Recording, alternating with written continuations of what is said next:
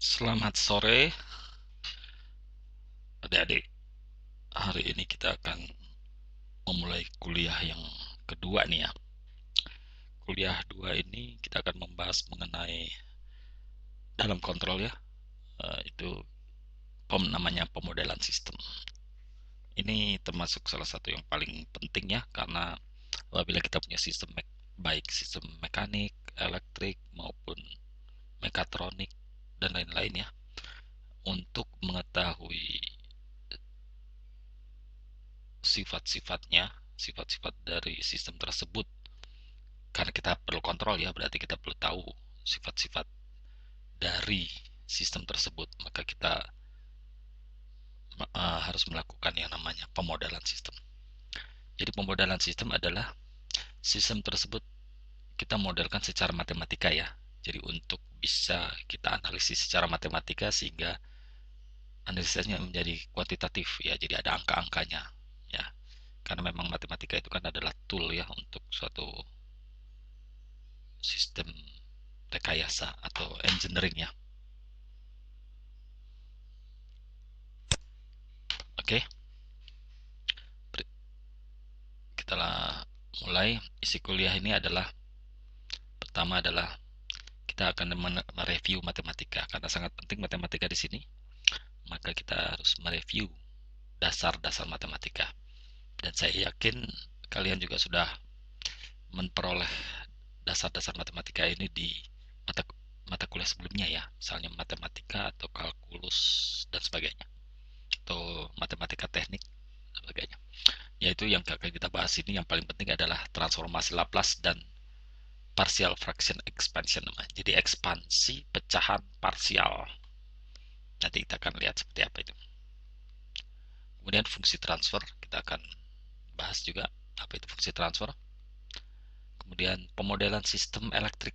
Pertama akan kita bahas pemodelan sistem elektrik. Kemudian pemodelan sistem mekanik, yaitu sistem mekanik itu berarti bergerakan ya, maka dia ada yang arahnya translasi dan ada arahnya rotasi. Oke, kita masuk ke dalam review matematika. Transformasi Laplace pertama kali kita akan membahas. Jadi problem dalam sistem kontrol adalah problem dinamik ya, karena itu berhubungan dengan waktu.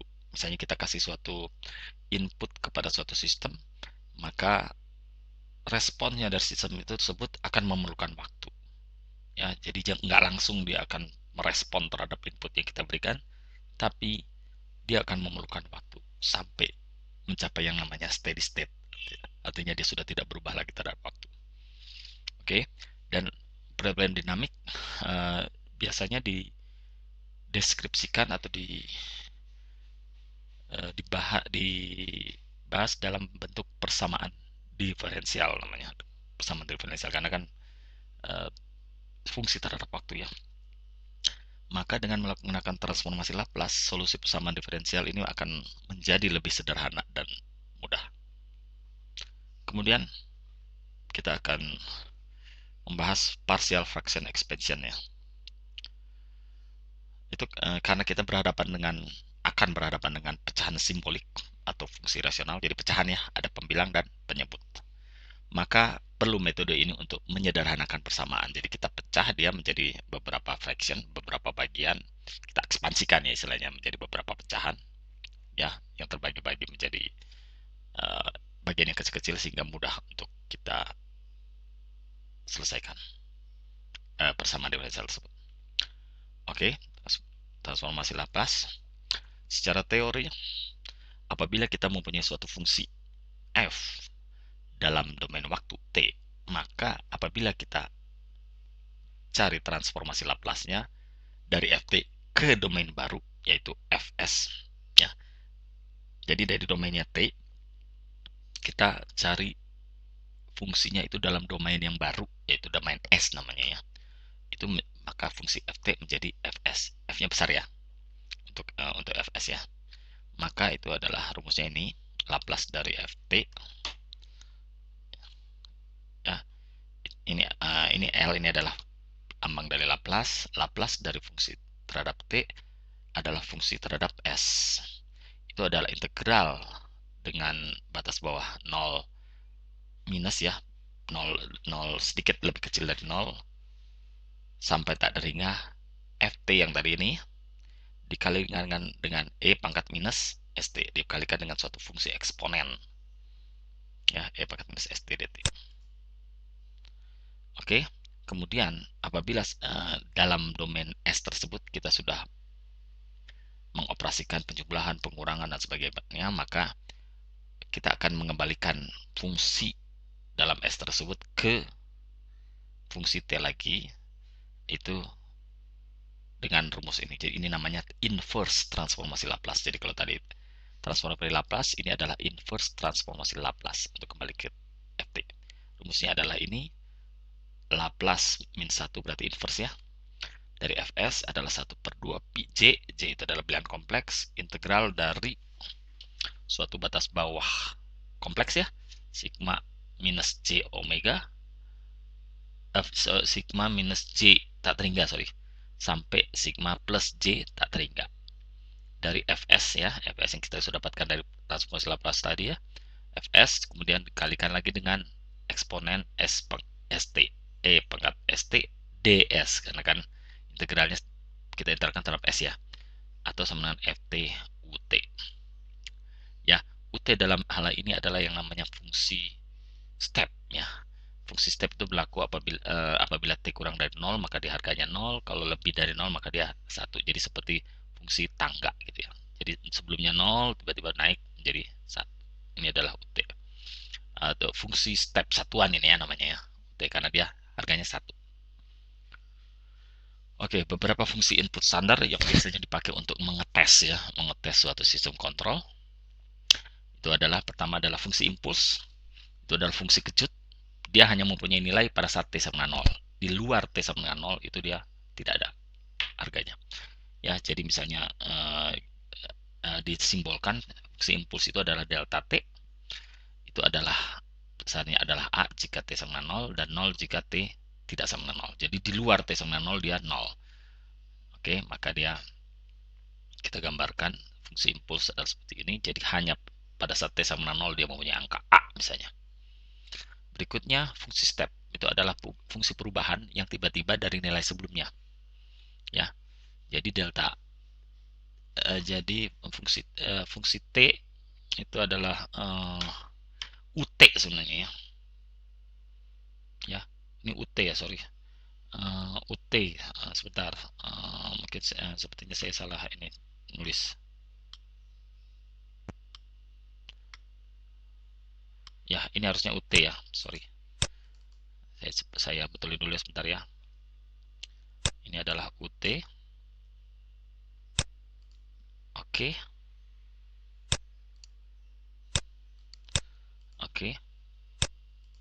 Fungsi step adalah fungsi perubahan yang tiba-tiba dari nilai sebelumnya. Jadi yang tadi seperti kita bahas tadi, dia akan berharga A jika T-nya lebih dari sama dengan 0, bahkan akan berharga 0 jika T kurang dari 0.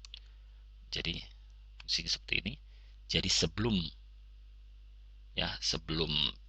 T kurang dari 0 ya, T kurang dari 0, dia jalan, pada saat T sama 0 dia akan naik menjadi suatu angka A, ada nilainya ya, A. Oke. Berikutnya fungsi RAM. Itu adalah yang namanya fungsi kecepatan tetap. Dia akan naik secara linear ya terhadap waktu. Ya, jadi biasanya dilambangkan sebagai RT ya, RAM R-nya. RT itu adalah akan berharga A dikalikan dengan T-nya. T-nya akan bergerak dari 0 sampai berapa, terserah. Kemudian itu jika T lebih dari sama dengan 0. Kemudian dia akan berharga 0 apabila T kurang dari 0. Jadi secara grafik kita lihat sebelum T sama dengan 0 dia akan tidak ada harganya. Pada saat dia T lebih dari 0 dia akan linear, nah sebagai garis lurus ya, karena dia fungsinya adalah A dikalikan dengan T. Oke, A itu adalah slope ya dari fungsi tersebut. Kemudian fungsi parabolik itu adalah fungsi percepatan tetap atau fungsi kuadrat. Dia akan parabol ya, T-nya dikuadratkan. Jadi jika T lebih dari 0 maka dia fungsinya adalah AT kuadrat. Dan apabila T kurang dari 0, dia akan beraga 0. Maka ini adalah berbentuk seperti parabola seperti ini. Dia naik ya, naik secara parabolik, karena ini fungsi kuadrat. Oke. Kemudian transformasi Laplace dalam prakteknya untuk kontrol terutama ya, itu kita sering tidak perlu untuk mencari integral itu ya, rumusnya itu ya. Rumusnya itu kita nggak perlu cari-cari pakai rumus ya. Itu sudah ada tabelnya yang langsung menghubungkan antara fungsi dalam domain T ke fungsi dalam domain S atau domain Laplace. Ini untuk fungsi-fungsi penting tadi ya, fungsi input yang penting tadi ya. Ini adalah fungsi impuls, maka dia Laplace-nya adalah 1. Kalau fungsinya step, Laplace-nya adalah 1 per S.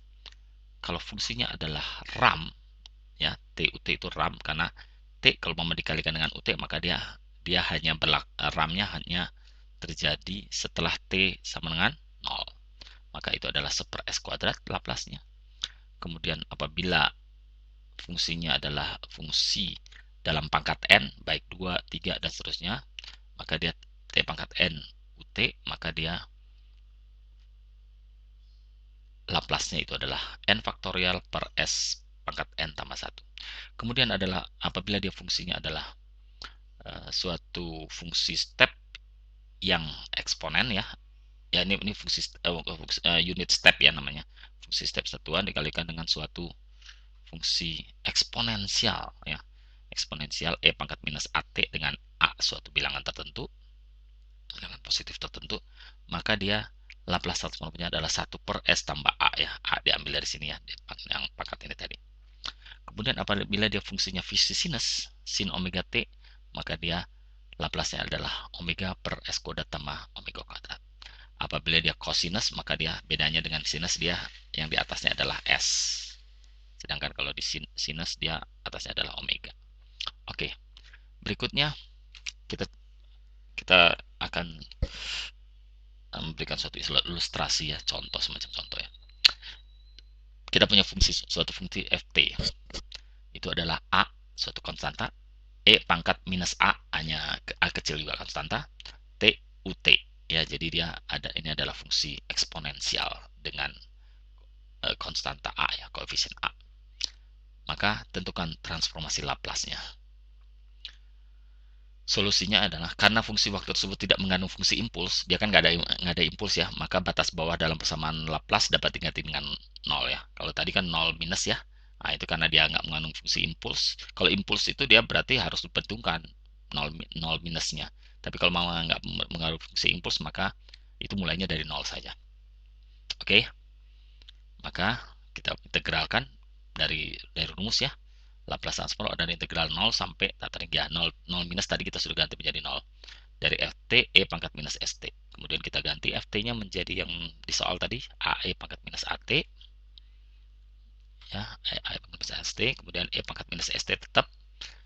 Maka eksponennya ini pangkatnya ini bisa disatukan ya, a dengan s ini karena t-nya sama ya. T-nya sama, s tambah a-nya digabung jadi e pangkat minus s tambah a. Maka kita akan cari integralnya, kita akan dapatkan minus turun ya, a per s tambah a ya untuk eksponennya. Eksponennya tetap e pangkat minus s tambah a t. Kita akan evaluasi pada t sama 0 dan sampai ya tak teringat. Maka hasilnya adalah a per s tambah a. Kita akan lihat di tabel transform.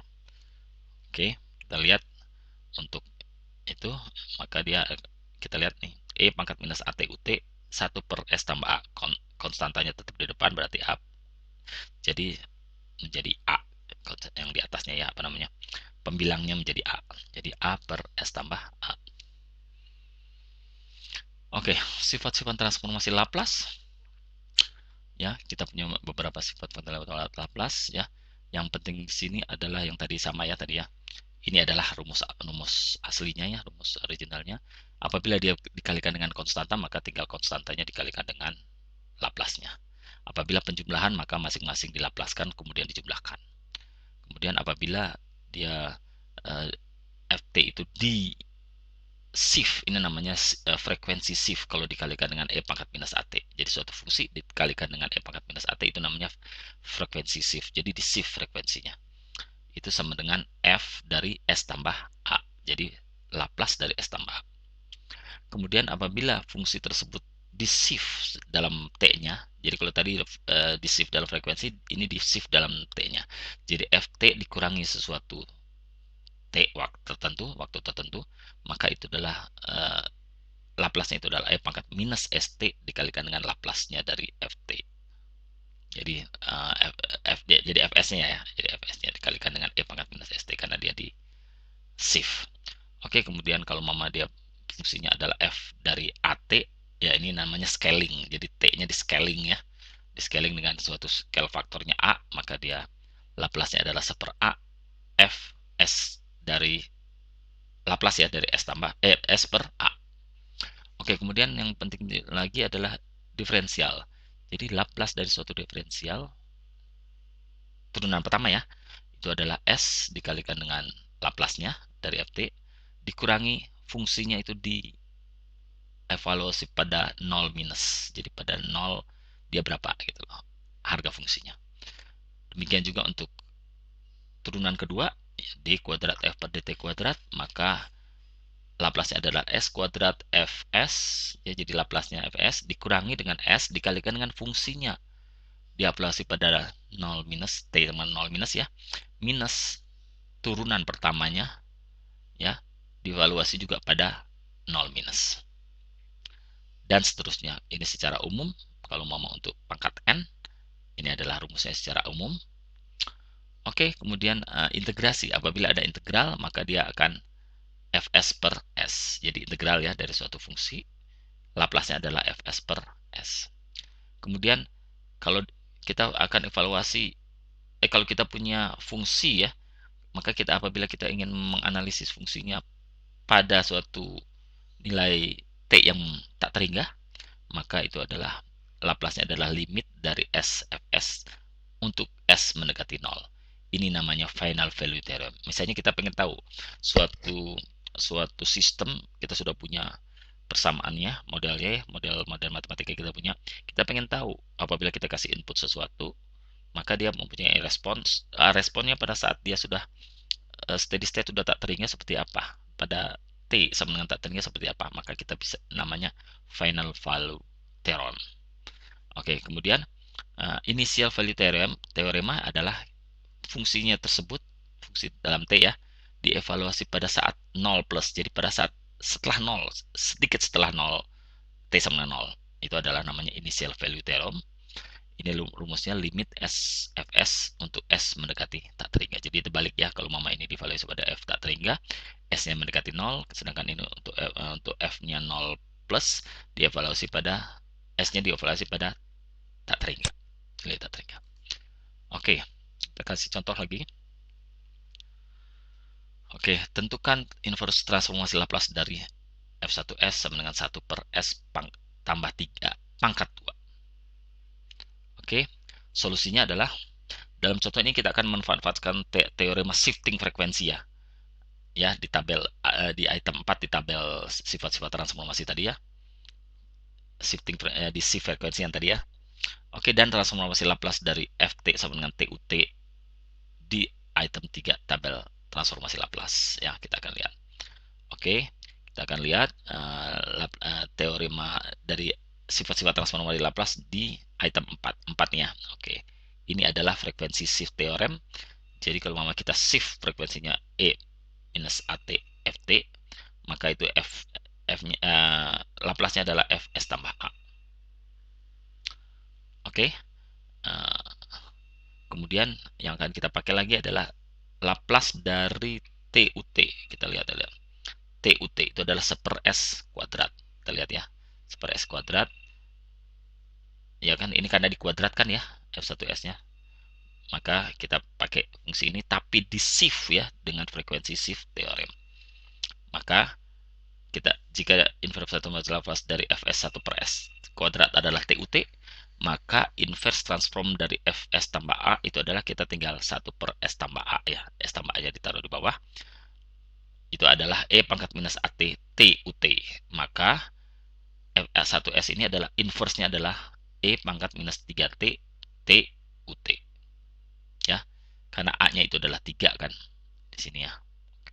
Oke, itu adalah contoh bagaimana kita mentransformasi Laplace dari suatu contoh ya, fungsi.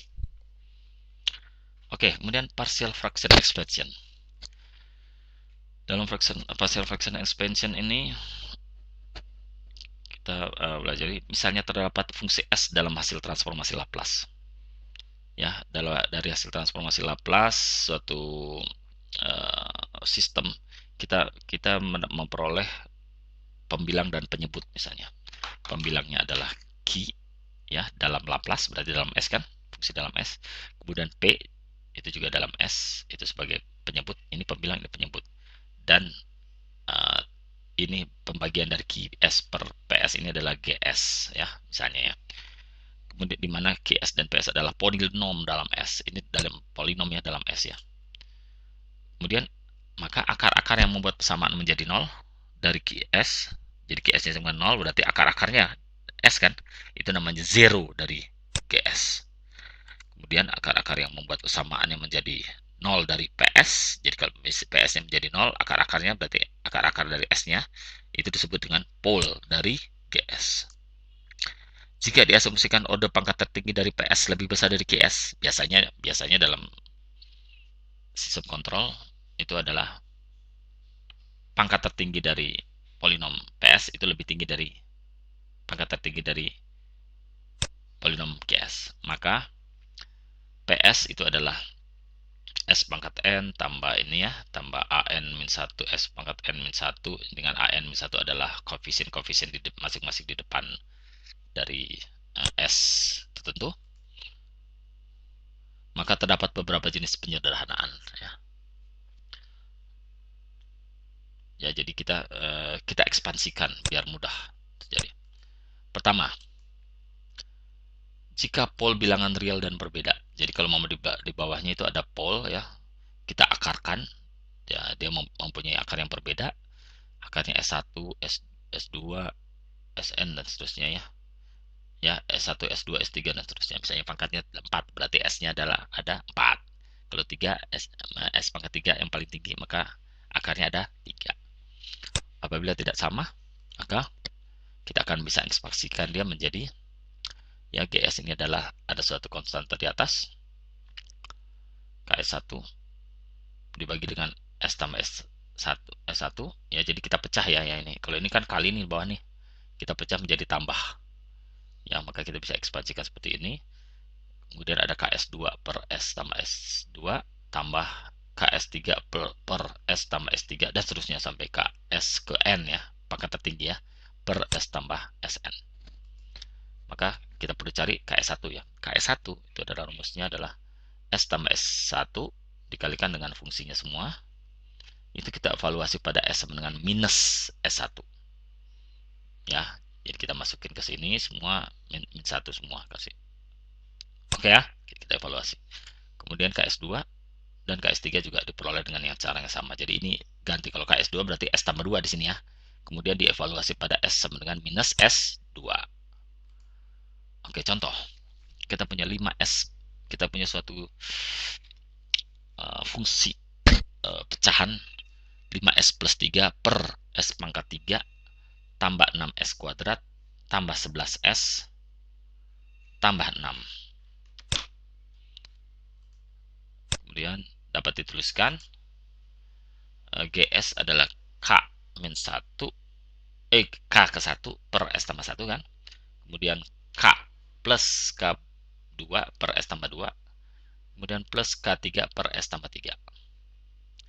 Maka K1 itu adalah kita bisa cari menjadi ya S tambah 1 dikalikan GS dievaluasi pada S sama dengan min 1. Kita masukin, maka hasilnya 5 kita kalikan min 1 ditambah 3 ya, per yang di bawahnya kan tinggal S tambah 2 S tambah 3 ya, berarti 2 dikurangi 1 karena S nya kita ganti min 1, 3 dikurangi 1 dapat minus 1. Demikian juga K2 kita dapatkan ini S tambah 2 GS, S nya kita kalikan minus 2, semua kita kalikan minus 2 Oke, sama dengan 7. Kemudian dan seterusnya. Hasilnya K3 adalah minus 6. Maka GS tersebut kita bisa tuliskan sebagai K1, berarti min 1 ya dari sini, per S tambah 1 tambah 7 per S tambah 2 minus 6 per S tambah 3. Dari sini kita lihat bentuk-bentuk bentuk-bentuk masing-masing bagian tersebut bisa langsung kita inverse ya, transformasi Laplace menjadi bentuk yang mudah. Kita lihat di sini S tambah 1, berarti kita bisa langsung ini ya, bahwa ini adalah fungsi T ya, nah, sebagainya tadi. Oke, ini bentuknya ini mudah untuk diubah kali kita dengan inverse transformasi Laplace. Oke, jika terdapat akar yang berulang, ya, jadi akarnya berulang. Jadi di bawahnya ada akar yang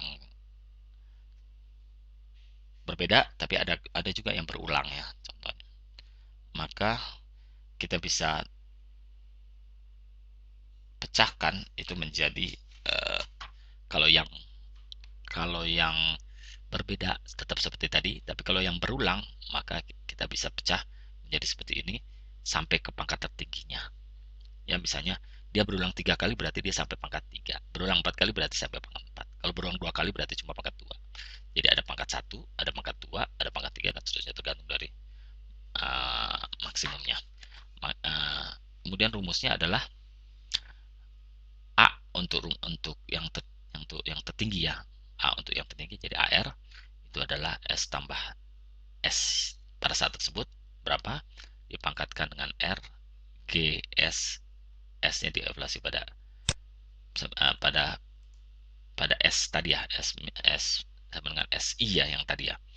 Kemudian kalau mama turun 1 ya, jadi kalau mama ini 3, misalnya di pangkat 3 berarti yang pangkat 2-nya misalnya. Pangkat 2 itu makanya itu turunan pertama dari S tambah SI pangkat R tersebut dikalikan ke S, dievaluasi juga pada harga S tersebut, dan seterusnya. Dan ini adalah untuk yang berikutnya lagi, yang lebih rendah lagi, itu adalah 1/2 faktorial D kuadrat per DS kuadrat, jadi turunan kedua dari yang tadi ya, sama ini kan semua sama. Dievaluasi juga pada S dengan S tadi, S yang berulang tadi ya. Kemudian sampai terakhir ke A1, itu adalah rumusnya secara umum ini. Oke, contoh berikutnya adalah contoh ini adalah untuk yang berulang. Kita lihat kita punya GS adalah 1 per S tambah 1 pangkat 3 S tambah 2. Kita lihat ada 2 buah akar yang tidak sama, yaitu ini akarnya 0 dan ini akarnya min 2. Tapi ada yang 3 punya akar. Ini akarnya 3 karena minus 1 3 biji ya. Minus 1 minus 1 minus 1 gitu. Ada 3 akar di S minus 1 pangkat 3 ini. Atau kalau dalam polinom standar seperti ini ya, jadi ini difaktorisasi menjadi ini. Oke, maka kita bisa tuliskan ini sebagai yang akarnya berbeda seperti biasa, seperti cara yang tadi sebelumnya, cara pertama yang nomor 1 tadi. Kemudian yang untuk akar berulang kita pecah menjadi seperti ini. A1 per S tambah 1, A2 per S tambah 1 kuadrat, plus A3 per S tambah 1 kuadrat. Kita lihat, ini pangkat tertinggi ketiga, 3 ya, maka A-nya adalah 3 buah. Ya, kemudian dia akan pecah dari 3 sampai ke 1. Maka kita bisa cari dengan untuk yang K0 ya, dan K2 kita bisa cari ya konstantanya, dapatnya setengah dan setengah, dua-duanya setengah ya.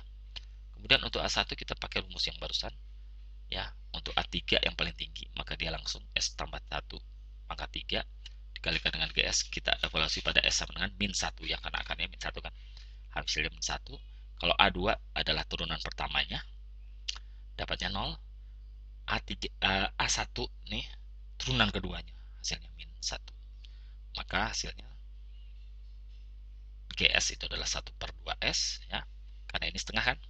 Kemudian yang kedua juga setengah, berarti 1/2 S tambah 2, kemudian minus 1. ini karena minus 1, berarti minus 1 per S tambah 1, kemudian min 1 per S tambah 1 pangkat 3. Yang 2 itu 0, hilang kan? Yang itu A2 nya 0 berarti hilang. Udah, berarti cuma tinggal A1 dan A3. Oke. Oke. Kemudian yang ketiga adalah kasus yang ketiga adalah apabila polnya adalah pasangan bilangan kompleks.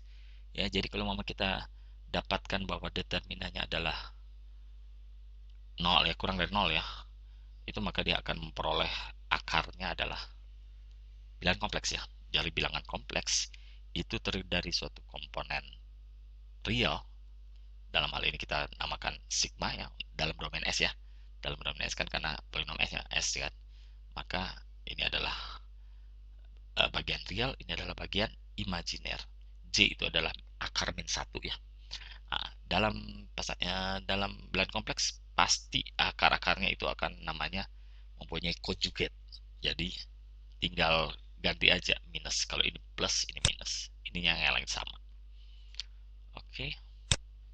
Maka koefisiennya bisa dicari dengan ya K dari akar ini kan. Sigma plus J omega itu adalah S plus sigma minus J omega. Biasa ini kan akarnya segini kan. Kalikan GS evaluasi pada minus sigma plus J omega.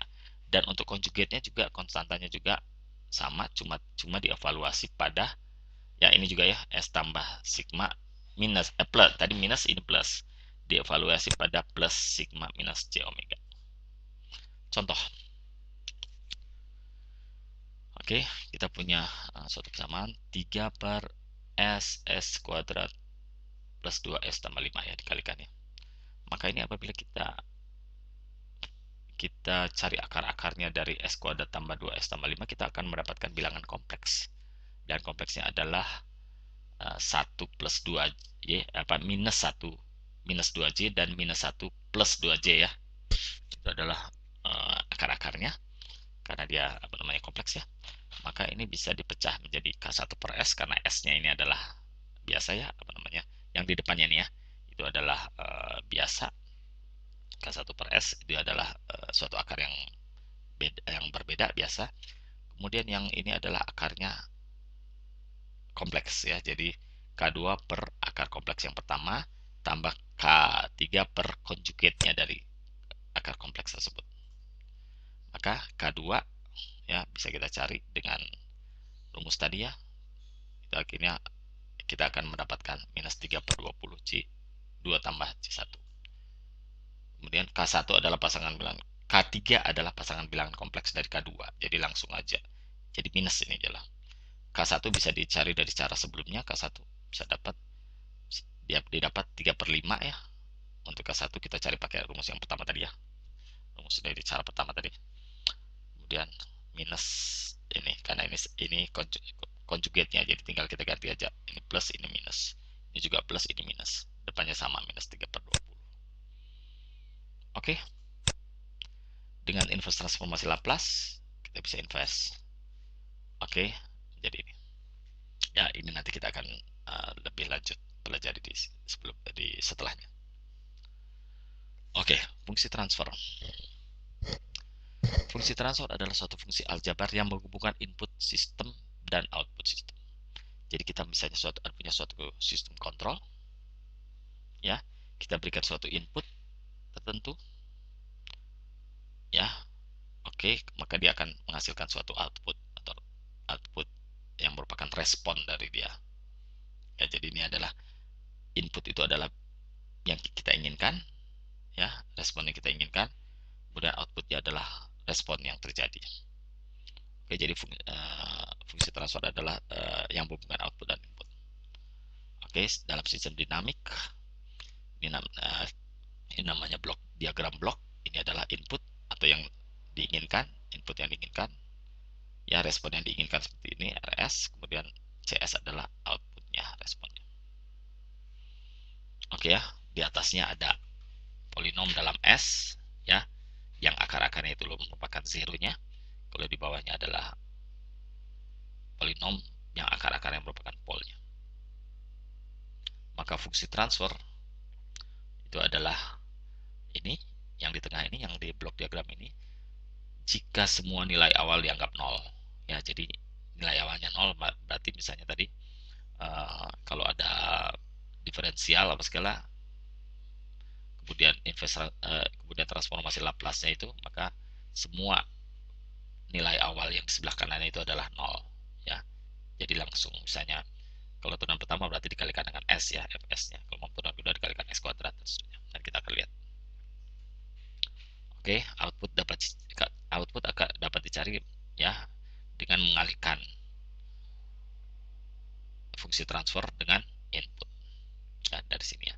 Jadi CS itu sama dengan RS dikalikan dengan ini GS.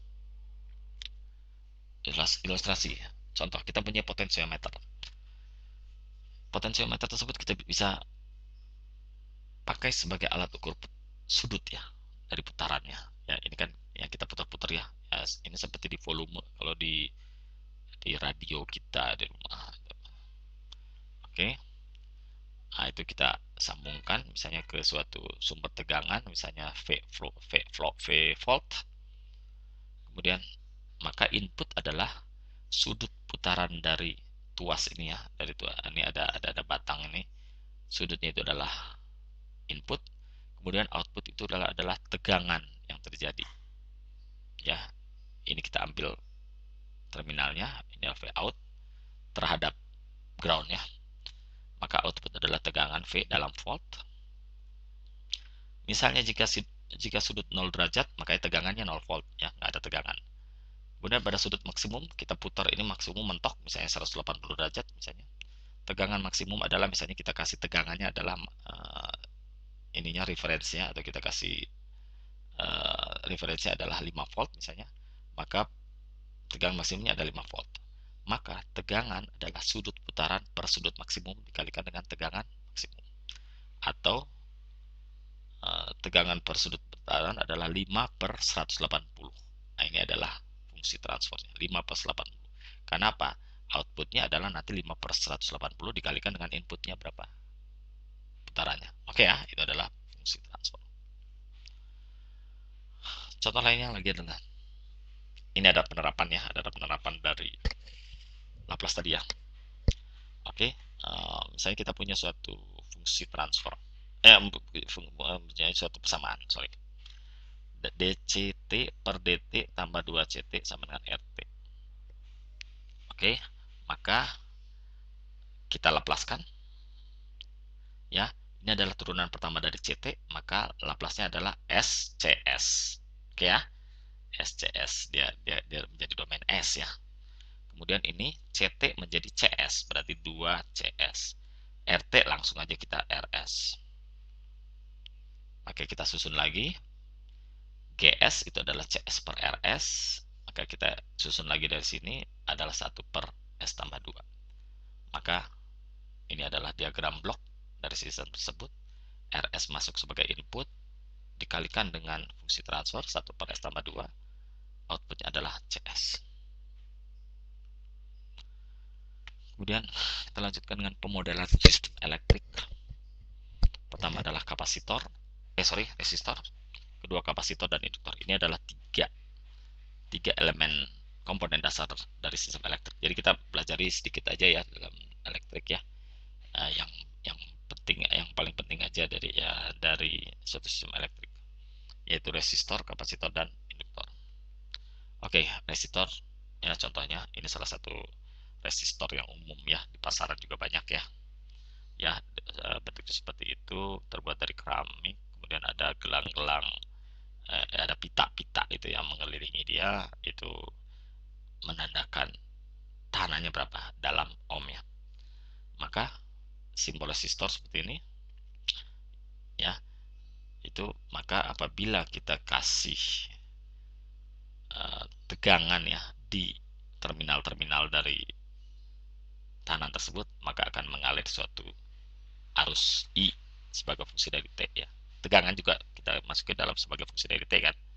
Kemudian menghasilkan arus dengan besarnya adalah I sebagai fungsi dari T juga. Maka VT sama dengan IT dikalikan dengan R, ya. Maka VT adalah I dikalikan dengan atau I adalah V per R. Kemudian kapasitor, ini adalah contoh dari kapasitor. Ini namanya elektrolit kondensator ya, ELCO kalau zaman dulu. Maka simbolnya adalah ini ya, karena ini memang sebenarnya lempeng ya, dua buah lempeng yang kasih gap, maka dia berfungsi sebagai kapasitor ya. Ini simbol kapasitor. Maka tegangannya ya, tegangan seperti itu. Kemudian dia mempunyai harga kapasitansi C dalam farad biasanya ya.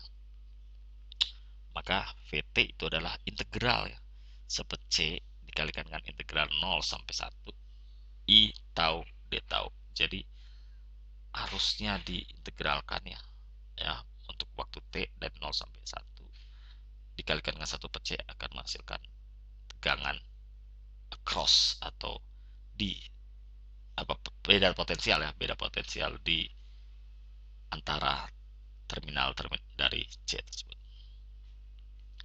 Kemudian induktor ini sebenarnya sebagai kayak lilitan ya, yang akan menghasilkan magnetic field atau medan magnet ya. Maka ini adalah lambangnya.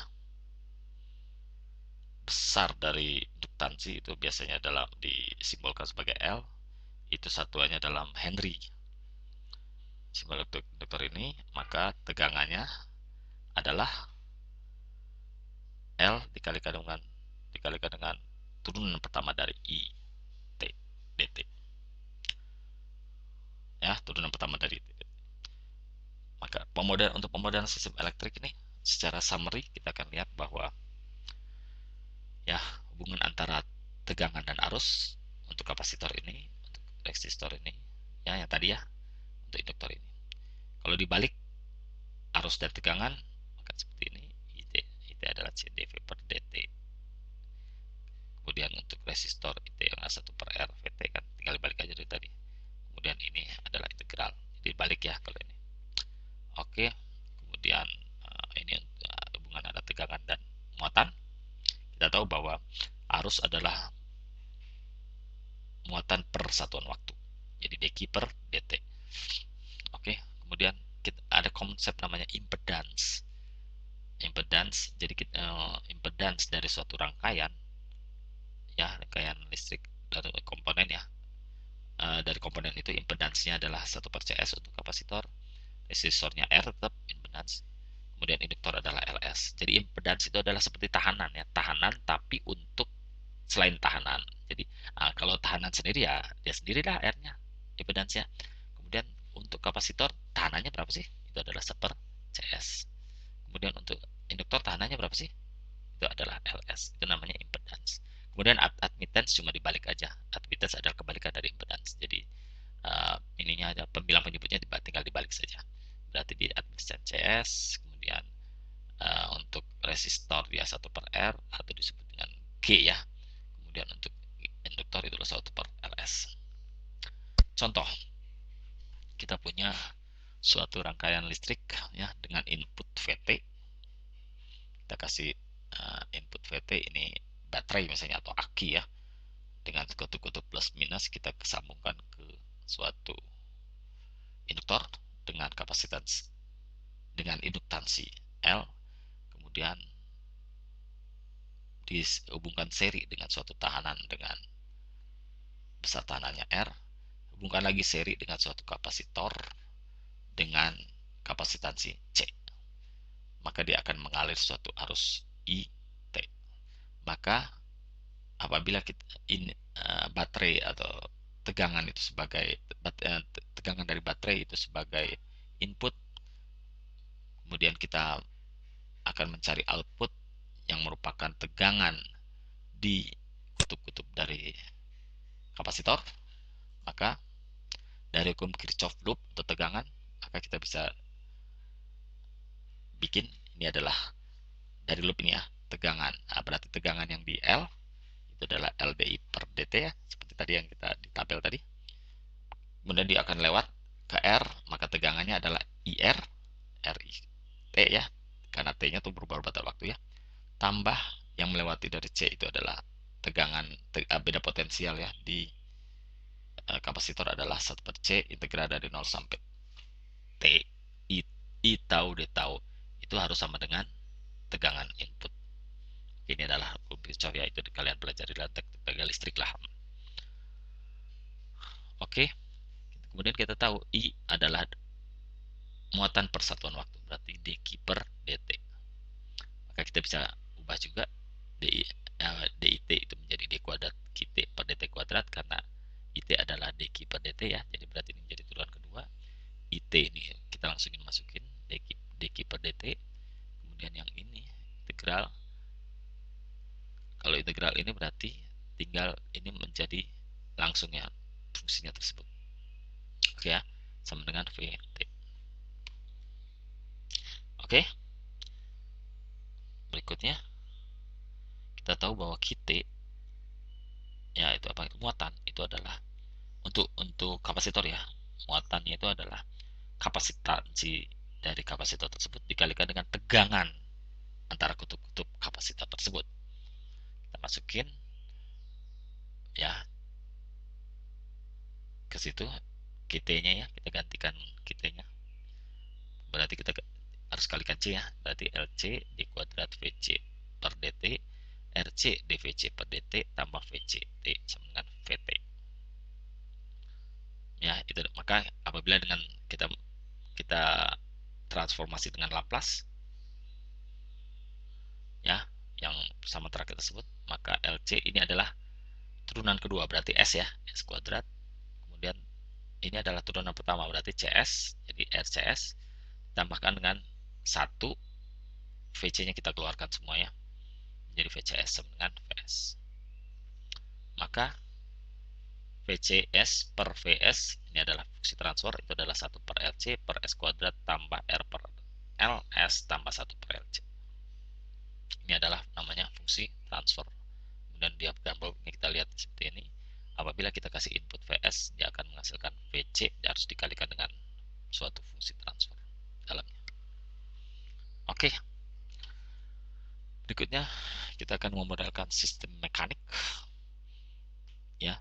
Sistem mekanik terdiri dari, secara garis besar terdiri dari sistem translasi dan rotasi. Kalau translasi itu bergerak linear ya, agak linear.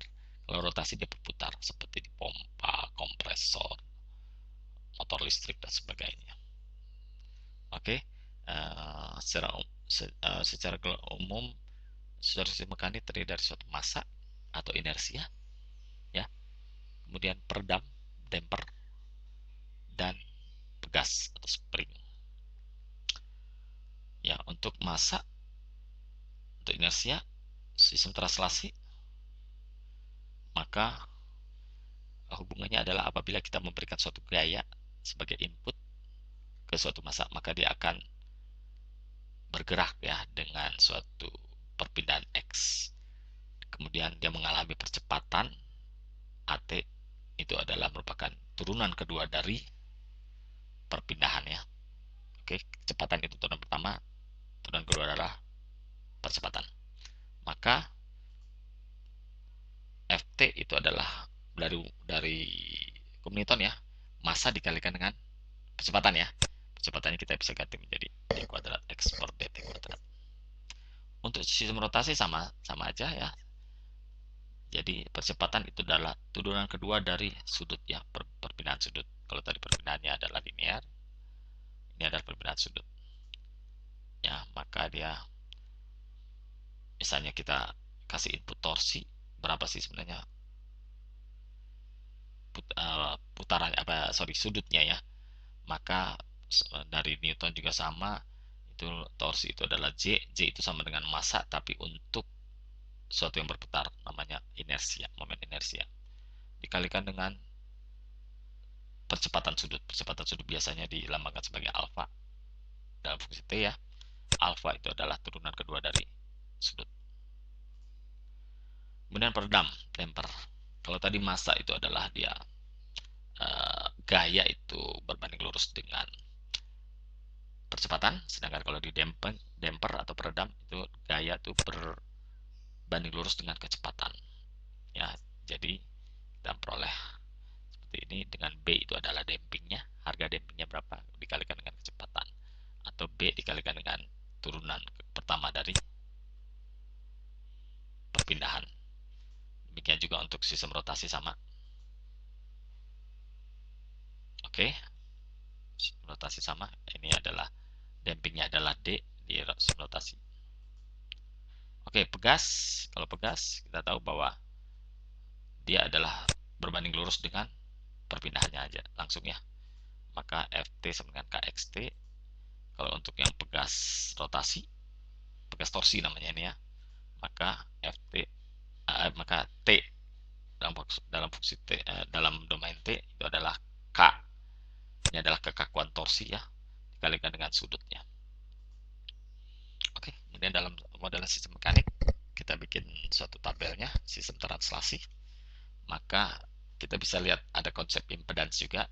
Kalau untuk pegas impedansnya adalah K.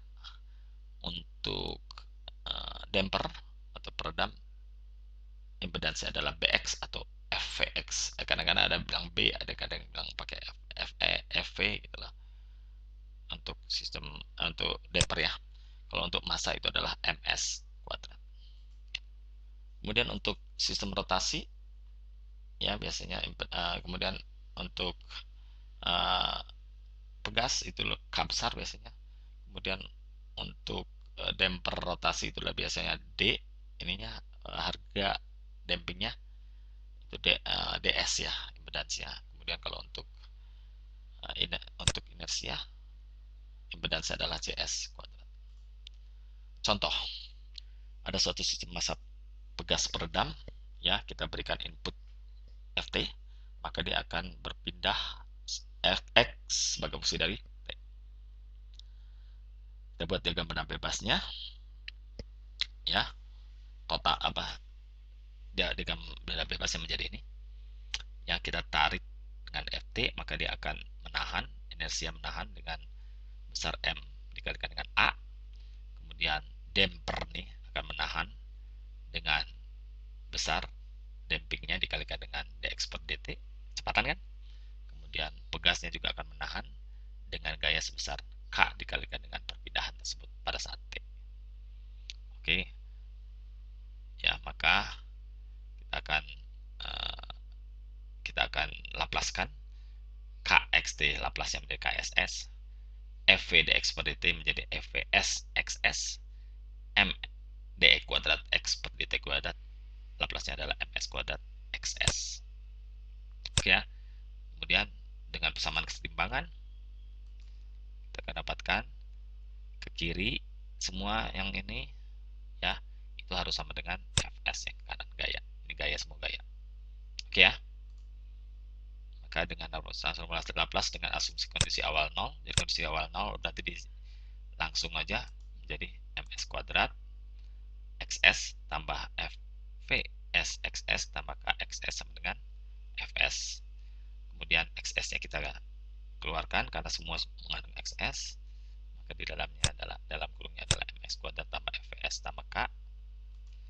Maka dia fungsi transformnya adalah seperti ini, xs per fs ya, kita ya, xs itu adalah fs dibagi dengan ini ya.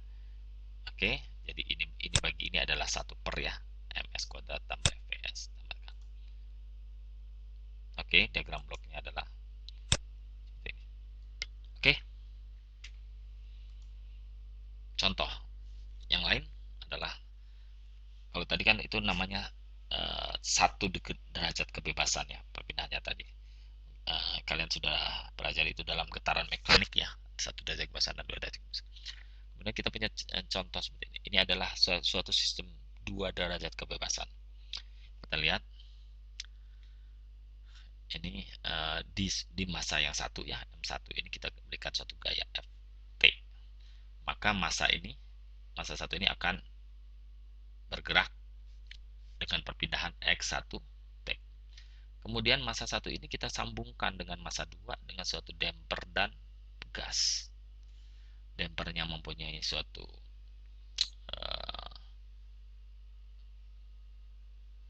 damping Fv2 dan konstanta pegas K2. Kemudian disambungkan dengan suatu massa lagi, massa 2 ya, dengan massa 2. Maka massa 2 ini akan mengalami gerakan X2T yang berbeda dengan X1T karena sudah ada damping ya dan gas, damper dan pegas. Kemudian juga di lantainya itu juga terjadi damping ya, damping lantai. Kalau di sini FV1, ini FV3. Ya. Kemudian disambung lagi dengan suatu pegas K3 ke dinding yang fix. Maka untuk sistem tersebut carilah fungsi transfer X2 per Fs ya. Jadi gaya, apabila gaya diberikan sebesar Ft, maka berapakah perpindahan dari X2? Bukan perpindahan dari X1 ya, tapi perpindahan dari X2. Oke, maka kita akan gambarkan diagram bebas M1. Ini adalah gaya-gaya yang terjadi semua di M1 ya. Ya, kita dorong ke sini, kita tarik ya. Oke. Kemudian ini adalah yang dari sini ya, dari pegas dan dampernya, itulah gayanya ini. Oke. Maka persamaan geraknya adalah ini. Kita perhatikan ya, kiri semua dikurangi yang kanan semua. Ya, kita satu-satuin semua. Ya, X1S-nya sama, berarti kita gabungin, X2S yang sama kita satuin. Maka diagram banda bebasnya untuk M2 juga kita bisa gambarkan. Ya, ini gaya-gaya yang terjadi di M2. Kita bikin persamaan gerak lagi. Kemudian kalau ini persamaan geraknya dia ada Fs ya, karena dia didorong ya dengan gaya Ft ya. Jadi ada Fs. Kalau momen yang kedua ini nggak ada kan gayanya, maka dia 0. Kita susun lagi, gabungkan X1 dengan X2. Maka fungsi transfernya adalah X2 ini adalah Fv3 per K2 per delta. Delta itu adalah determinan dari ini ya. Ya, jadi itu tadi kita bisa buat dalam bentuk determinan ya. Determinan berarti ini dikali ini dikurangi ini dikali ini. Oke. Sistem rotasi. Ya. Contoh sistem rotasi. Kita mempunyai suatu sistem torsi seperti ini. Ada lahar ya atau bearing dengan damping D1. Jadi bearing itu berfungsi sebagai damping juga ya kalau dalam satu sistem rotasi poros yang berputar misalnya. Kemudian ada bearing satu lagi, lahar satu lagi dengan D2, diberikan torsi sebesar T. Kemudian dia akan membuat sudut putaran theta 1 dan theta 2. Theta 1 untuk yang sebelah kiri sini, theta 2 sebelah kanan. Maka carilah fungsi transfer carilah fungsi transfer theta 2 per T. Jadi apabila kita kasih T, berapa sih besarnya sudut theta 2? Maka kita akan bisa gambarkan diagram benda bebas seperti ini. Ini kita bisa gambarkan, kita modelkan ya sebagai dua buah inersia, yaitu J1 dan J2. Kemudian damping dari lahar D1. Kemudian antara poros yang kiri dan poros yang kanan ini terdapat suatu kekakuan pastian. Maka kekakuannya adalah K. Maka inersia saat yang pertama J1 ini adalah persamaannya. Ini adalah diagram benda bebasnya ya. Kita putar dengan suatu torsi T, kemudian dia mempunyai perpindahan sudut theta 1. Kemudian ini adalah gaya-gayanya yang melawan. Ini adalah inersia dari inersianya ya. Ini adalah dampingnya, ini adalah dari kekakuannya. Untuk kekakuan yang mengalami theta 1.